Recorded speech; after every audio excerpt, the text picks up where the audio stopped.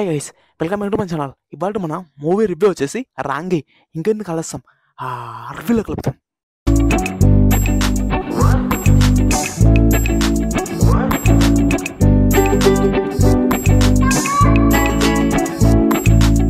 రాంగి actually ఈ movie 2022లో release అయింది, only in Tamil లాంగ్వేజ్లో. కానీ ఈ రోజు నుంచి మన తెలుగు లాంగ్వేజ్లో కూడా స్ట్రీమింగ్ అవుతుంది. ఇంకా ఈ మూవీ చూసిన తర్వాత నాకేమనిపిస్తుందంటే జస్ట్ ఓకేనంది, పర్వాలేదు, కొద్ది వరకు అయితే పర్వాలే. మరి మిగతావి మైనస్ పాయింట్స్ ఏమున్నాయేంటో మనం ఆ వీడియోలో డిస్కస్ చేద్దాం. ఇంకా ఈ మూవీ బేసిక్ పాయింట్లోకి వెళ్ళే ముందు దయచేసి ఎవరితో మన ఛానల్ ఫస్ట్ టైం చూస్తున్నారో సబ్స్క్రైబ్ చేసుకోండి. ఇంకా ఈ మూవీ బేసిక్ పాయింట్ ఏంటంటే, మన హీరోయిన్ త్రిష వచ్చేసి ఒక రిపోర్టర్ అనమాట, అంటే జర్నలిస్టు. ఒక చిన్న ఛానల్లో రిపోర్టర్.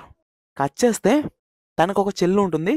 ఆ చెల్లి పేరు పైన ఫేస్బుక్లో ఒక ఫేక్ అకౌంట్ అనేది ఉంటుంది.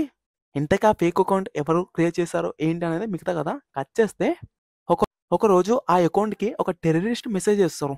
ఇంతకీ టెర్రరిస్ట్కి ఇంకా ఆ ప్రొఫైల్కి ఉన్న సంబంధం ఏంటి?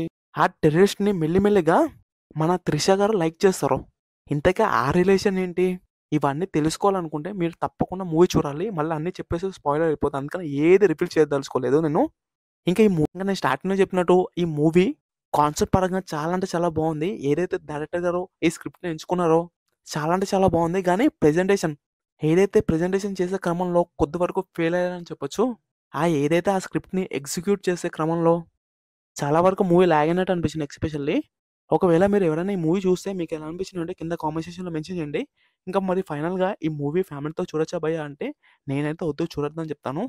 ఇంకా ఫైనల్గా నువ్వెంత ఇస్తావు భయ్యా మరి ఈ మూవీకి రేటింగ్ అంటే 5కి 2.75 ఇస్తాను. కానీ మూవీ అయితే బాగుంటుంది, పర్వాలేదు, బాగానే ఉందండి. మరీ తీసి పారేసే అంతలా అయితే లేదు మూవీ అయితే ఒకసారి వాచ్ చేయొచ్చు. ఇంకా ఫైనల్గా ఇది ఫ్రెండ్స్, ఇంకా ఇవాళ మన రివ్యూ వచ్చేసి జై ప్రభాస్.